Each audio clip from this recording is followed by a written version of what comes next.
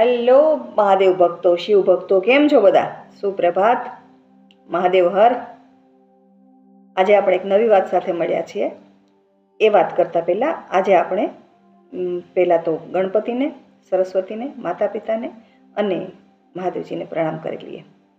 શ્રી ગણેશાય નમઃ, શ્રી સરસ્વત્યે નમઃ, શ્રી માતૃપિતૃ ચરણ કમલેભ્યો નમઃ, શ્રી મહાદેવાય નમો નમઃ. ઓમ તત્પુરુષાય વિદ્મહે મહાદેવાય ધીમહિ તન્નો રુદ્ર પ્રચોદયાત. શ્રી મહાદેવાય નમો નમઃ. ભક્તજનો, આજે આપણે વાત કરવી છે કે શિવ પરિવારમાંથી આપણે શું શીખવાનું છે. આપણે આગળ એક ભાગમાં જોયું કે કયા ક્રમથી શિવ મંદિરમાં દર્શન કરવા જોઈએ, તો એમાં જ આપણે આગળ થોડા વધશું. હવે આપણને સૌને ખબર છે કે આપણે જ્યારે જન્મ લીધો, પૃથ્વી પર આવ્યા, ત્યારે એમ કે ભગવાનને આપણે કહીને આવ્યા છીએ અને આપણને ભગવાને એક બ્લુ પ્રિન્ટ આપી દીધી છે કે તમારે પૃથ્વી ઉપર જઈને શું કરવાનું છે. ભગવાને આપણને એવું કહ્યું છે કે તમારે સંસારમાં રહીને આત્માનું કલ્યાણ કરવાનું છે. બસ આટલી જ વાત છે. પણ એના માટે શું કરવું જોઈએ એ બધું આપણને ભગવાને કીધું છે અને આપણે જન્મ પછી વધીને 6 મહિના અંદર તો ભૂલી ગયા છીએ અને આપણે સંસારમાં એટલા બધા રચ્યા પચ્યાને ઓતપ્રોત થઈએ છીએ જેના લીધે મૂળ વસ્તુ ભૂલાઈ ગઈ છે. એટલે આગળ મેં વાત કરી એમ કે આપણે શિવના મંદિરમાં કયા ક્રમે પૂજા કરવી જોઈએ, મંદિરે દર્શન કરવા જોઈએ કે જેનાથી આપણું આત્મકલ્યાણ થાય. પણ એ આત્મકલ્યાણ આપણે સંસારમાં રહીને કરવાનું છે. હવે આપણે રે સંસારી માણસો, સંસારમાં દેરાણી જેઠાણી, સાસુ વહુ ને કાકાજીને, દાદાજીને, મામાજીને, બાબાજીને એમાં જ ગૂંચવાયેલા રહીએ છીએ.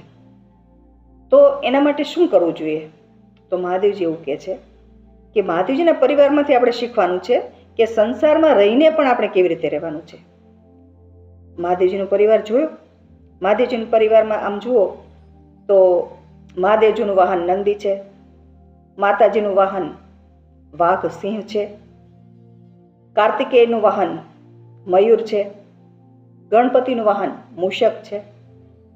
હવે આ બધાના તમે સ્વભાવ જુઓ, એકબીજાના વિરોધ સહાર, દુશ્મનાવટ જેવા સ્વભાવ, અને છતાં બધા એક પરિવારમાં રહે છે. બરાબર છે ને?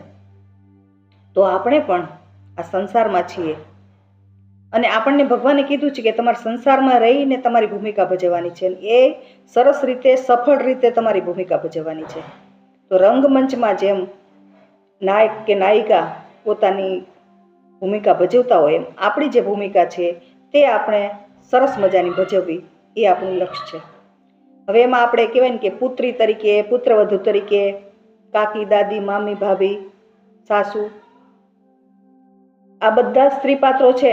તો એ દરેક જ્યારે જે પાત્રની આપણી ભૂમિકા હોય ત્યારે એ પાત્ર આપણું સુપેરે ભજવાવું જોઈએ. આવું જ પુરુષોની બાબતમાં પણ સમજી શકાય.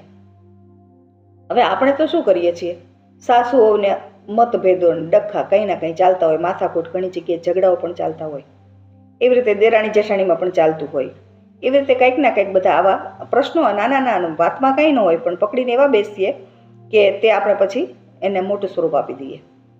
તો આપણે આ શિવ પરિવાર, આપણે શિવ પરિવારના કહેવાય ને કે એની પાસેથી શીખવાનું છે કે જે દુશ્મનાવટ જે છે, માની લો કે સાપ અને મૂષકને, સાપનો ખોરાક છે ઉંદર, છતાં એ સંયમથી રહે છે. તો મયુર ઉંદરને પકડી લે, સાપને પકડી લે, તો ત્યાં પણ સંપથી રહે છે, સમજણથી રહે છે. તો એવી રીતે આપણે પણ આપણી ભૂમિકા ભજવવા માટે આ સમજણ જરૂરી છે. આપણે સાસુઓ માથાકૂટ કર્યા કરીએ તો એ વખતે આપણે યાદ રાખવાનું કે મારું અત્યારે પુત્રવધુની ભૂમિકા છે, તો પુત્રવધુની ભૂમિકા હું સરસ રીતે કેવી રીતે બજાવીશ એ વિચારી અને જે એકબીજાને ન ગમતી વાતો એ ભૂલી જવાની. એવી રીતે સાસુએ પણ વિચારવાનું છે. એવી રીતે દેરાણી જેઠાણીએ પણ વિચારવાનું છે કે ભાઈ જેવા છે એવા મારા સગા છે અને જેવા છે એવા એનો હું સ્વીકાર કરું, જેથી અમારા વચ્ચે મનભેદો ન થાય. મતભેદો લે પ્રેમથી આપણે એકબીજા ચર્ચા કરી લેવાય, પરંતુ એ મનમાં નહીં રાખવાનું. તો આપણે આ ખૂબ જરૂરી છે.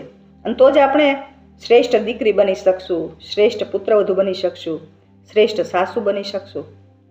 મોટાભાગે સ્ત્રી જ સ્ત્રીની દુશ્મન થતી હોય છે અને સાસુઓને એમ થતું હોય કે મેં જે સહન કર્યું એ બધું મારી પુત્રવધુને પણ કરવું જોઈએ. આવી મેન્ટાલિટીવાળા ઘણા હોય છે અને એના લીધે પોતે હેરાન થતા હોય અને એના પુત્રવધુ પણ હેરાન થતા હોય છે. તો દર્શકો, આપણે જે દર્શન કરવાનો ક્રમ છે એ ક્રમને યાદ રાખીએ કે આપણે ચરણરજ લઈએ, ઘંટો નીચે 1 મિનિટ ઊભા રહીએ, ગણપતિને, હનુમાનજીને, નંદીને, કાચબાને પ્રણામ કરી અને જ્યારે શિવને પ્રણામ કરીએ ત્યારે હારોર પ્રાર્થના કરવાની કે હે મહાદેવજી, અમે તમે જેમ એક પરિવારમાં બધા વિરુદ્ધી સ્વભાવવાળા છો અને રહો છો એવી જ રીતે અમે રહી શકીએ એવી અમારી પર કૃપા કરજો અને અમારી ઉપર તમે હંમેશા આશીર્વાદ બનાવી રાખજો. આવી આપણે પ્રાર્થના કરીએ અને આ વાત આજે આપણે પૂર્ણ કરીએ અને ભગવાન મહાદેવજીને ચરણોમાં આજની વાત અર્પિત કરી પ્રાર્થના સાથે વાત પૂરી કરીએ. ભગવાન મહાદેવ સર્વ કલ્યાણકારી છે, તો આપણે સર્વના કલ્યાણ માટે પ્રાર્થના કરીશું.